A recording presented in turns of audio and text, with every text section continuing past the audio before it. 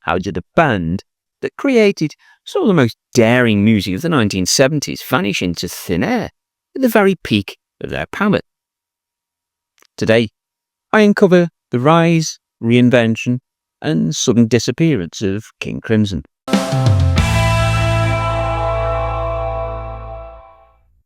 Welcome back, Progressive Pilgrimers, to the Album Review channel for a new video about the 1970s output of King Crimson that had more lineup changes than really a mellotron as tape loops.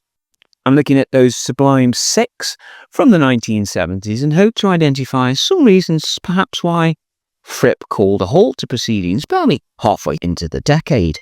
Let's make a start, shall we?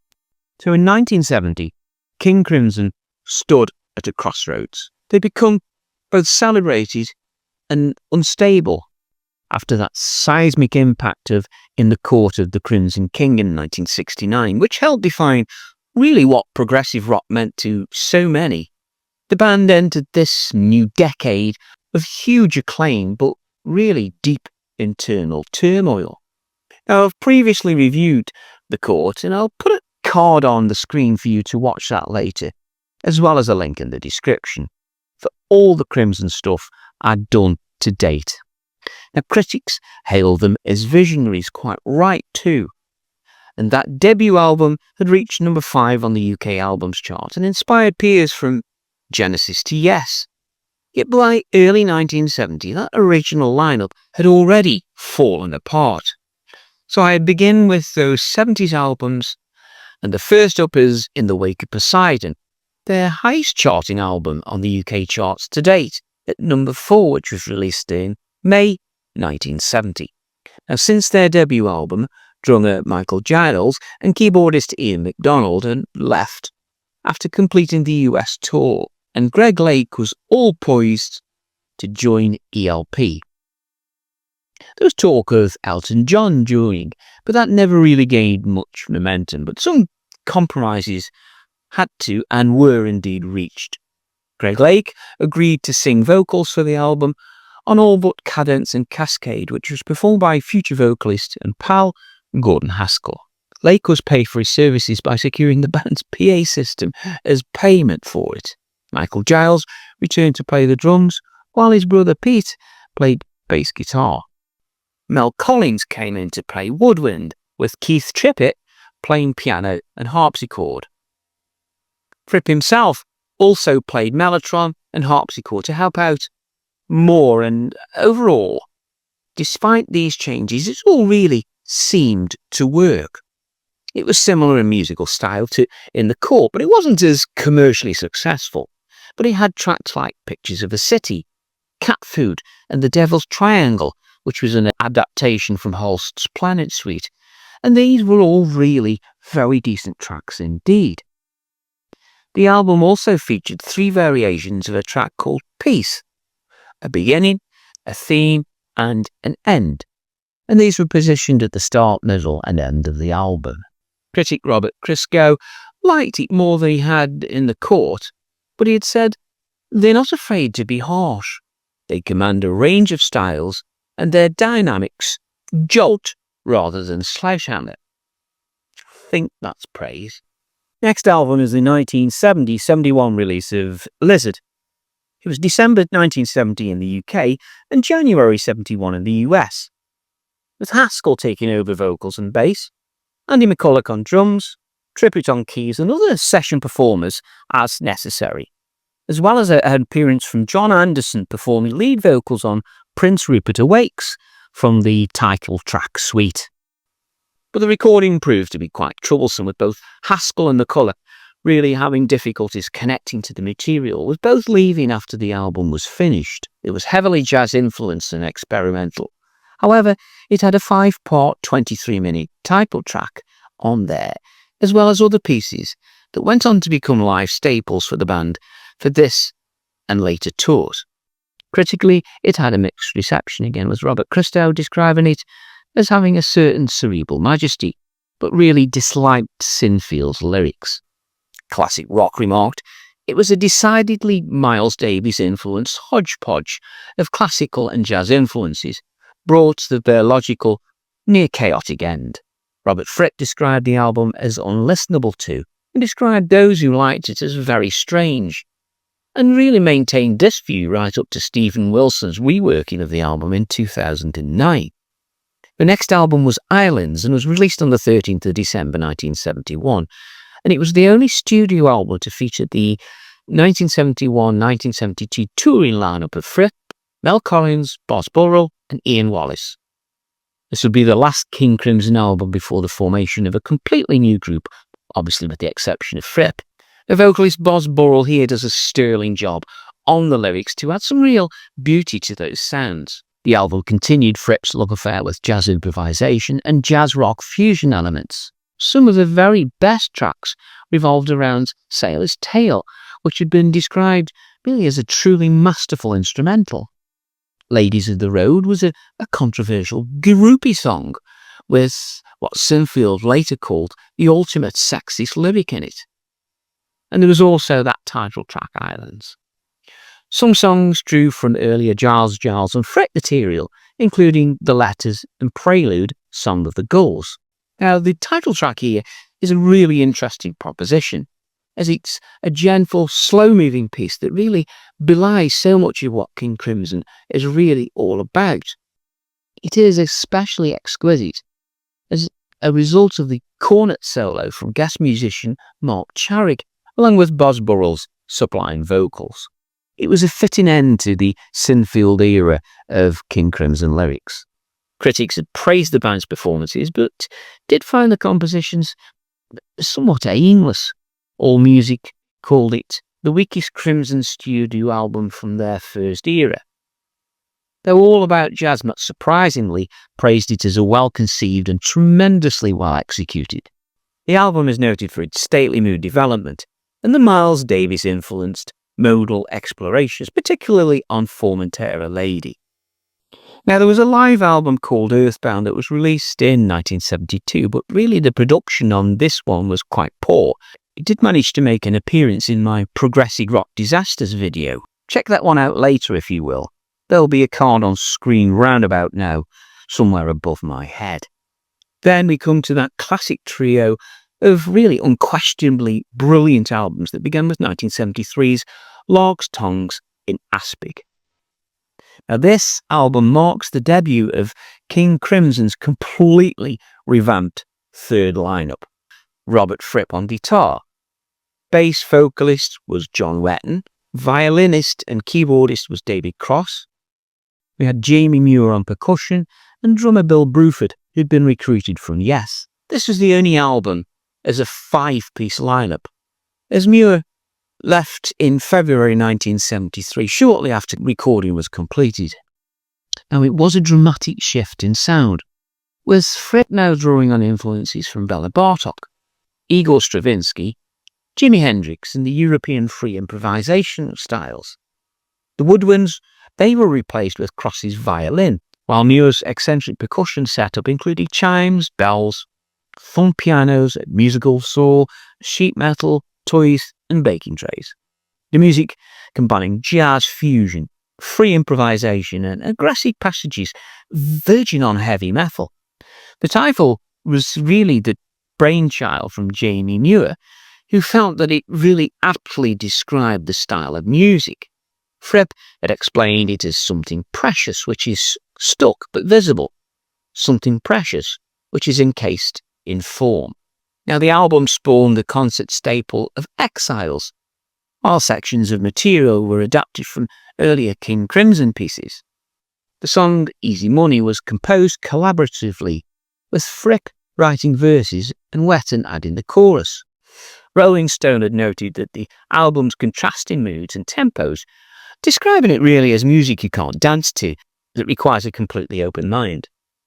Though Martin later wrote that, for sheer formal inventiveness, the most important progressive rock record of 1973 was Larks Tongues in Aspic. AllMusic's retrospective review was highly positive, calling John Wetton the group's strongest singer-bassist since Greg Lake's departure.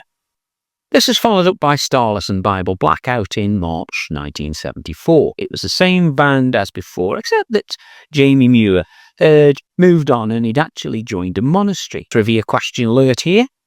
Distinguishing feature on this album is that it was recorded live and then edited together with studio recordings and overdubs. The album included multiple fully improvised pieces with live applause removed where it was really possible. 4 of the tracks had lyrics, and these were written by Richard Palmer James. The Great Deceiver is an ironic comment on commercialism, really referring to Satan. Lament addressed items of fame. The Night Watch reflected on Rembrandt's famous painting. And the Minter had ambiguous lyrics that really may have referenced a home invader or killer. We're not quite sure on that one. Rolling Stone praised it as powerfully as in the Court of the Crimson King, highlighting Bruford and Cross's performances and the lengthy instrumental improvisations. AllMusic noted that the album's second side threw the group's hardest sounds right in the face of the listener. The last of these classic albums was Red, and this was released in October 1974, the heaviest album of these 70s releases.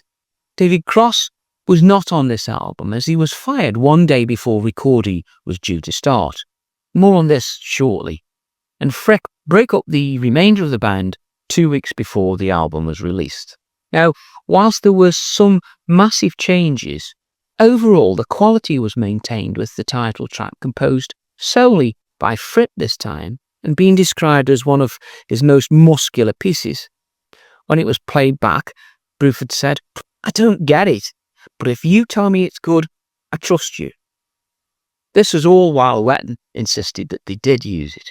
The track Starless was originally written for Starless and Bible Black, but was not used at the time. Fripp refined the version during the concerts he performed with the band during 1974 before settling for this epic 12-minute version, where he ironically added an introductory violin theme and additional sections into the final version. It has been described as one of the all-time progressive rock masterworks, and it really is quite easy to see why. Providence was cleverly edited from a live improvisation recorded in Providence, Rhode Island, on the 30th of June 1974. This was featuring the previous lineup including David Cross. Robert Christgau, previously critical, this time praised Red as grand, powerful, grating and surprisingly lyrical. Greg Knott of the Chicago Tribune called it progressive rock's finest hours. AllMusic also noted that few intact groups could have gotten an album as good as Red together. The fact that it was put together by a band in its death throes makes it all the more impressive. Now, it was clear to all that David Cross had fundamentally changed King Crimson's sound by replacing the woodwinds, saxophone, flute, etc., that had been central to the earlier albums, and these had been replaced with violin and viola. Now, this gave that band that darker, more European classical character, and was aligning with Fripp's shift towards influences from Bela Bartok and Igor Stravinsky that we mentioned earlier. He was very much a talented musician and played violin, viola, mellotron, Hohner planet, and occasionally the flute, providing some crucial textual layers. His keyboard work really helped to maintain the mellotron's presence in the band's sound, whilst Fripp focused on the guitar. And it was that after the tour, tensions and artistic shifts within the band led to his departure, as electric violin, once that defining texture, were increasingly drowned out by the thunderous rhythm section, as well as Fripp's guitar improvisations. Cross reportedly felt frustrated that his contributions were being sonically overwhelmed during live performances, and over a period of time he became more withdrawn from the rest of the group. There were emotional and interpersonal strains as well, with some accounts suggesting that really he struggled with self-esteem and felt outpaced by the intensity of the band's musical direction. Cross was quite simply asked to leave the band, but by the group's management, and after the tour had finished, and despite Fripp demanding them to inform David that it was against his wishes, they delayed telling him until one day before the recording was due to begin, and also forgot to add on Fripp's specific request. So as a result, it was only on the track Providence that Cross appeared on Red, and this was because really the track had already been finished. But his parts in the band were then completed by session musicians. Now, I would really be interested to hear your thoughts on that in the comments, as it does really seem unsatisfactory to me. The big question remained, though, was why Fripp was ending the band. Again, I'd like to hear your thoughts, but here are mine in the meantime. Now, in the week before recording Red, Fripp had discovered the works of mystic John G. Bennett, and he decided to take a year's sabbatical at the Bennett Institute. This wasn't a spur-of-the-moment decision, as he had already committed to leaving music for spiritual studies before this album was even recorded. Now, Bennett was smart and a curious British thinker who studied both science and spiritual ideas. He's remembered really for combining deep thinking with a search for spiritual truth, especially through the teachings of G.I. Gurdjieff and his own ideas about how people can grow and change. Fripp was becoming increasingly unsure of how the group's direction was going, and took a back seat during some of these Red sessions, leaving major decisions to Wetton and Bruford really unheard of. He'd really lost confidence in where King Crimson were heading musically. He was reportedly upset at the management's apparent lack of interest in continuity towards his idea of Ian MacDonald rejoining the band to continue in Fripp's absence, but EG Records showed no interest. So, in light of the label's lack of interest in the idea, he abruptly disbanded King Crimson on the 24th of September. Now, band tensions and dysfunctions within really had increased to unmanageable levels, with the group unable even to be photographed together for Red's cover. And as such, each member had to be photographed separately and combined into a composite picture. Fripp had loathed the sessions, and he was ill at ease with all of it, indicating severe interpersonal strains. And finally, by 1974, Fripp was showing clear signs of exhaustion from the constant lineup changes. By this time, he'd already cycled through multiple lineups. The loss of David Cross just before Red, following the departures of Muir, Sinfield, Collins, Burrell, Wallace, and others, really suggests that Fripp may have concluded that maintaining a stable King Crimson was just impossible. There was also an amusing side to how the group ended, as both Wetton and Bruford thought Fripp was just pulling another Moody, and they didn't actually realise he was totally serious about disbanding it until he actually did it on September the 24th, 1974, just 2 weeks before Red's October release. That'll teach you, won't it? The rest, as they say, is history, but what an extraordinary story this period of the band provided, and I'm interested in your thoughts and observations, really, of what went wrong.